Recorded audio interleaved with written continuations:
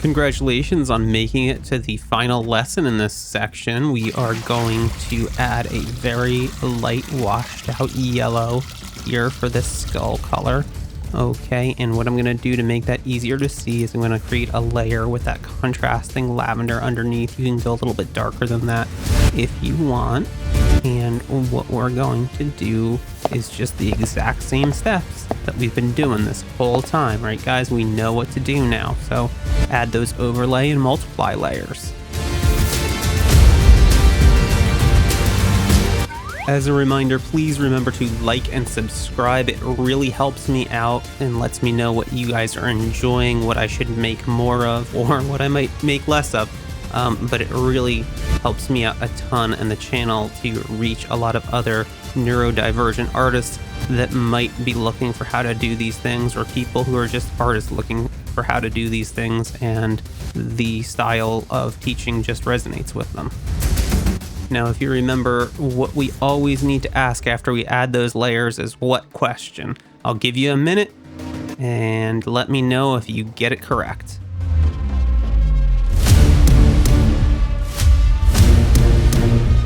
We need to identify our light source, right? So I'm going to talk about different light sources here, especially as it relates to comic illustration and kind of something I learned, which is good guys versus bad guys. But we need to identify those light sources first.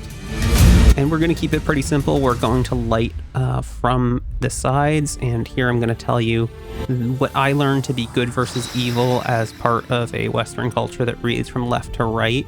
And so what you'll see here is the good guys tend to have a better light on that left side. Okay, when we're looking at the photo, it would be their right side, but when we're looking at them, their left. And the bad guy has it on the bad guys or on the picture's right side, and the bad guy's left side if he was looking at us. Okay. And just like we've been doing this whole time, right, we're just gonna go and paint. I'm gonna use that thin gouache brush, right? Remember our gouache brush and gouache blenders? So I'm gonna do that. You can use whatever works for you, but let's do it.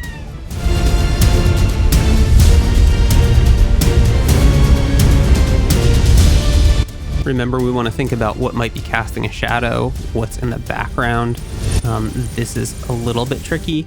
I understand you might want to look up some reference photos of other skulls to the side and so forth to kind of understand where some of those lines might be, okay, or where some of those shadows might be cast, because things like the jawbones and that sort of thing, it gets a little bit tricky. But again, it's 3D shapes, right? We have under this brow here, it's a little bit more shaded, okay? If you were to look in the mirror, kind of where your eyebrows, just underneath your eyebrows, and kind of along that line with your nose too, there's a little bit of an indent. If you were to gently feel, don't poke yourself in the eye, gently feel along there, you can kind of feel how your eyes are a little bit more recessed into your face for most people.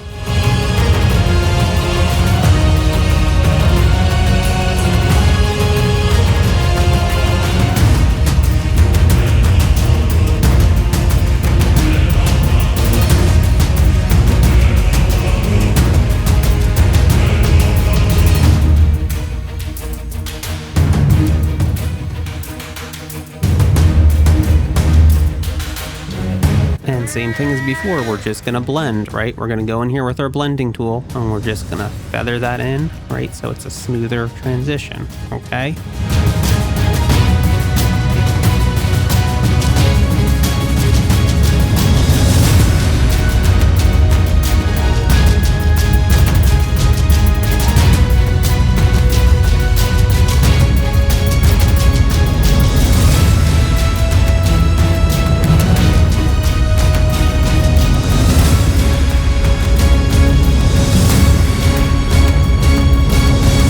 For our highlights, I'm going to use a far less yellow saturated color.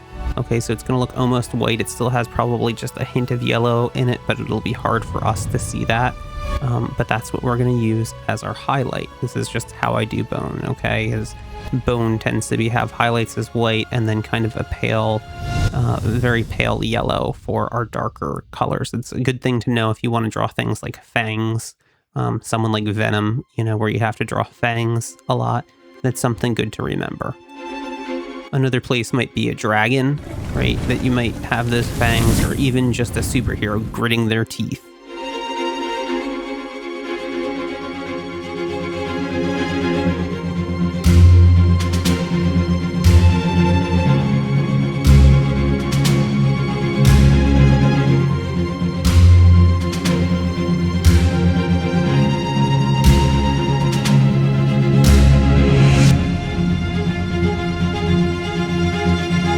And so I'm going to start with the forehead here, okay? And this area, a lot of people don't realize when they draw a skull that those eyes are halfway down the face, but that's a good thing to remember. Then we're going to hit the cheekbone, all right? And I might hit a little bit of the top of those eyebrows there where our eyebrows tend to be, but I'm also going to make sure that I'm getting the cheekbone kind of around where this nose bone is and the other cheekbone, as well as down below in a second. I'm going to get where the chin is. You see that right there? That's kind of where your chin bone is sticking out, you know, and maybe highlight just a little bit here and there too, of thinking about, okay, well, the light might kind of hit this. It might not be blocked off too much, right, by these bones. So there might still be some light that leaks through on those parts of the jaw. But if you notice on one of the cheekbones, I tried to do a little bit less, okay? And that's because that nose, right, the nose bone is going to block a lot of that cheekbone off. So we don't want to do it the same as the other cheek, okay? It's not going to look as realistic with our lighting source. The great thing about digital painting, though, is if you mess up or you don't like it, you can easily undo it. And we remember from the first few lessons, the way that we undo is Ctrl Z.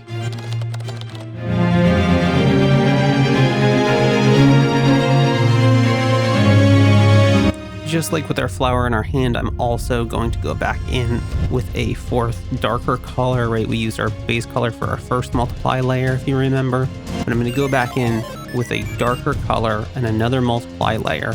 And I'm just going to kind of make a thinner line around where there might be a little bit more of a shadow cast, especially on the left side of his face. The right side of the page to us, but the left side of this skull's face.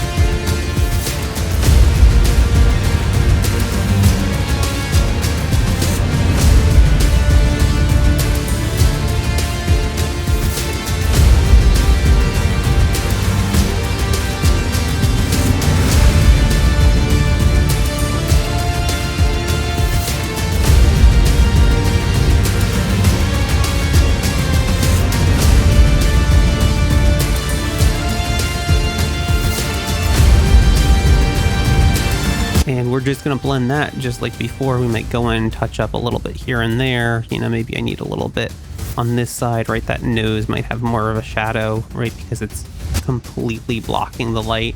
Okay, that nose bone. But just go in and, you know, mess around with it and get it looking how you think it would look. Just think about how these shapes would be if you were to look at it in real life and hold that skull in your hand and shine a light on it.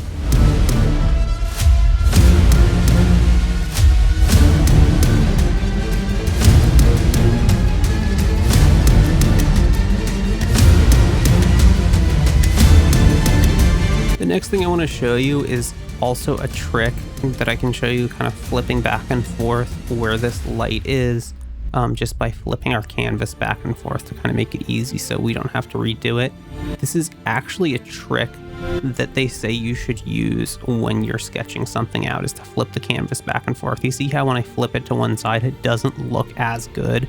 So what you want is for it to look the same, you know, just as good if you were to flip it back and forth. It doesn't mean that the proportions are the same or the perspective, which is something we're going to cover in the next section, is looks exactly the same.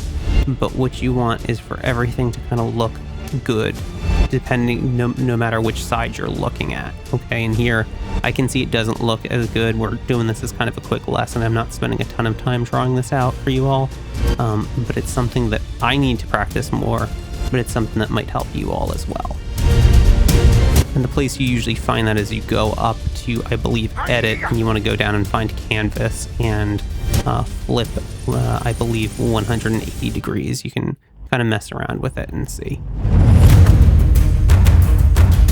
Thanks for sticking with me. I want to remind you all that I believe in you. You've got this. I know that there's been a lot to learn, but I'm proud of you for getting this far. Keep going. I guarantee you people are already starting to see an improvement in what you're making, and we'll continue to see it for as long as you're practicing.